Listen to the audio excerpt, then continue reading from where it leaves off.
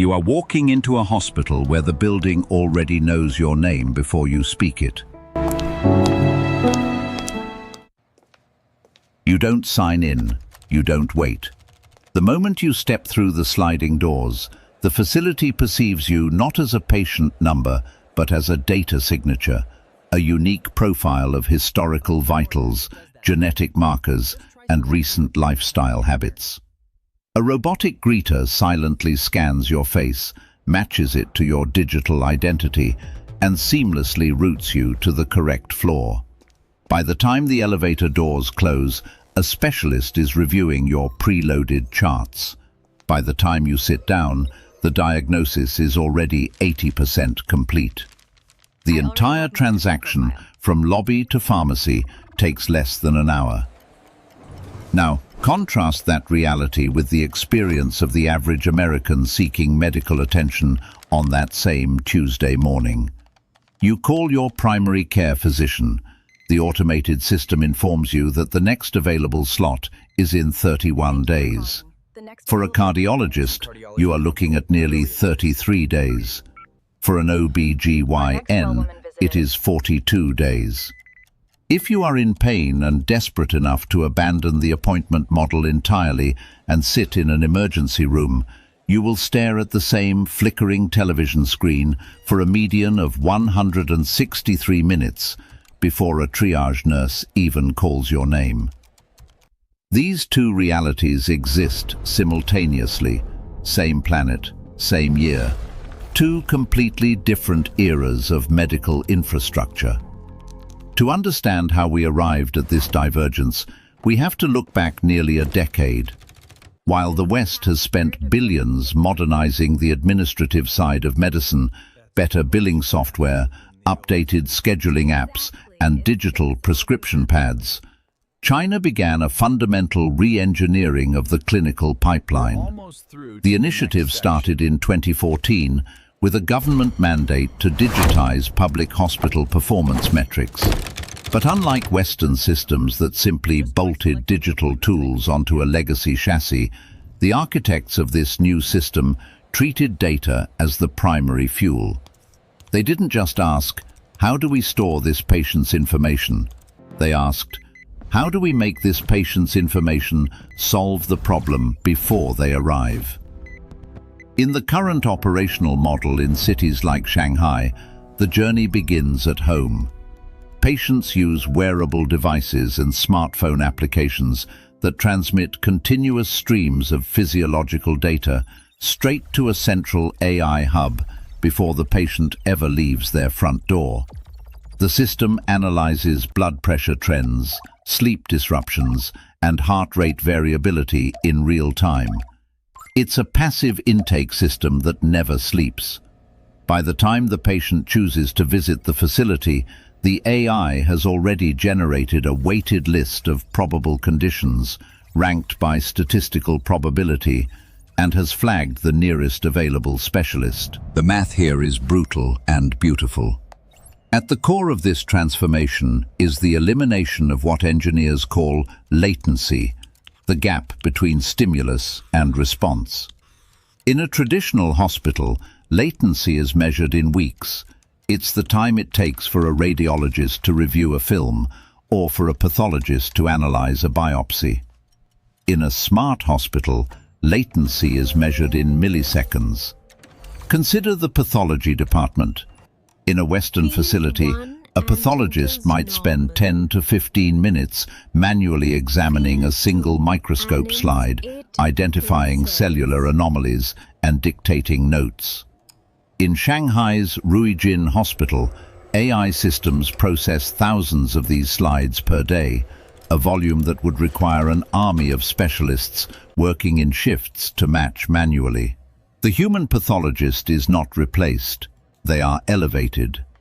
Instead of scanning grids of tissue, the doctor now acts as a quality control officer, verifying the AI's conclusions and focusing exclusively on the rare, complex edge cases that require human intuition. The reduction in reporting turnaround is staggering. A radiology report that once took 30 minutes to generate and cross-check is now completed in seconds.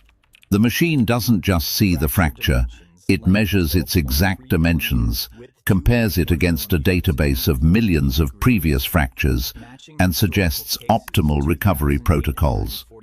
The time saved isn't just a matter of convenience, it represents the difference between a stroke being treated in the golden hour and a stroke being treated too late.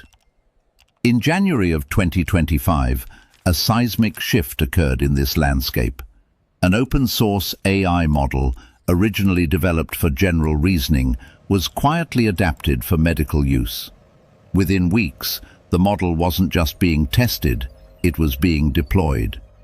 By the spring, hundreds of hospitals across the country had integrated it into their clinical firewalls, ensuring sensitive patient data remained isolated within the building's internal networks. The decision to deploy this architecture wasn't based on marketing hype, it was based on verifiable metrics. In independent benchmark testing, the AI outperformed every other clinical model on the market. It achieved a high win rate in standardized medical knowledge assessments, the same exams used to qualify human doctors. The AI didn't just pass the test, it scored in the top percentile consistently. These aren't parlor tricks. The system is designed to cross-reference a patient's current symptoms with millions of historical cases, identifying patterns that might be invisible to a human practitioner who is sleep-deprived and overworked. It recognizes the subtle interplay of medications. It catches drug interactions that a pharmacist might miss. It is essentially a cognitive safety net. By March of 2026, the experiments moved from theoretical to physical. The world's first fully integrated AI hospital opened its doors. This wasn't a facility with an app attached to it. It was a biological and digital grid where artificial intelligence was woven into the floorboards. It covers the entire continuum of care: prevention, diagnosis, treatment, rehabilitation, and long-term maintenance. This development came with a paradigm shift that is often overlooked by Western media. China didn't just build this facility, they wrote the rulebook. At a major tech forum, the first internationally recognized definition of an AI hospital was established. By creating the taxonomy for what a hospital of the future must do, China is setting the standard that other nations will eventually be forced to adopt. They didn't just erect the building, they laid the cornerstone for the metric by which all future healthcare infrastructure will be judged. Meanwhile, a parallel simulation project at a leading university functions as a digital twin, a virtual lab where AI doctors in training process tens of thousands of virtual cases. This sandbox environment allows engineers to stress test the logic of new medical algorithms without risking a single human life. The accuracy rate on these rigorous medical exams is already hovering in the low 90th percentile, proving that the system can function under the pressure of simulated clinical reality. So what is the United States doing while this architectural revolution is unfolding? It is waiting. The average wait time for a new patient appointment has hit an all-time high. In emergency rooms, the crunch is palpable. More than a quarter of admitted patients wait over 4 hours just for a bed to open upstairs. Diagnostic imaging in many facilities requires a 2 to 3 week scheduling window. But the most damning statistic lies in the infrastructure. As of 2023, the American healthcare system, the most expensive on Earth, still relies on the fax machine. It is a 1964 technology. It is a device that requires a physical telephone line, paper ribbons, and often results in illegible copies. It is estimated that billions of pages of medical documents are shuttled between buildings via fax annually. This is not a healthcare system.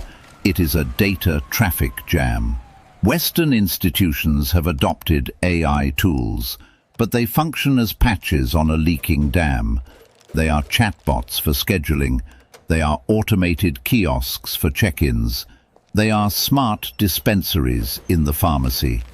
These are not structural changes. They are cosmetic upgrades. They reduce friction at the front desk, but do nothing to reduce the friction of the diagnostic pipeline. The question is no longer whether AI has a role in medicine.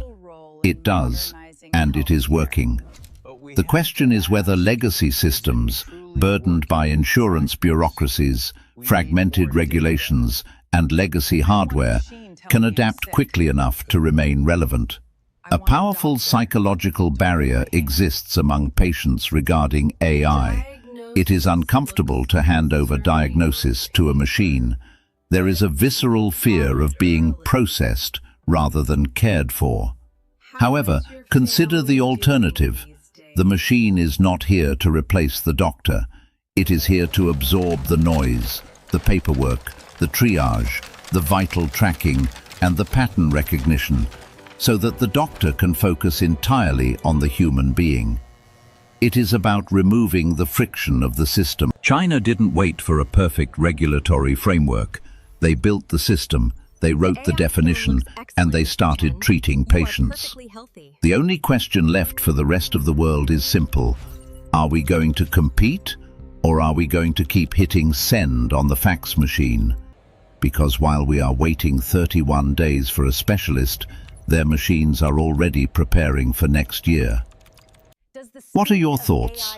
Does the speed of AI diagnosis outweigh the comfort of human intuition? Let us know in the comments below, and don't forget to subscribe to stay ahead of the technology that is rewriting the rules of our world.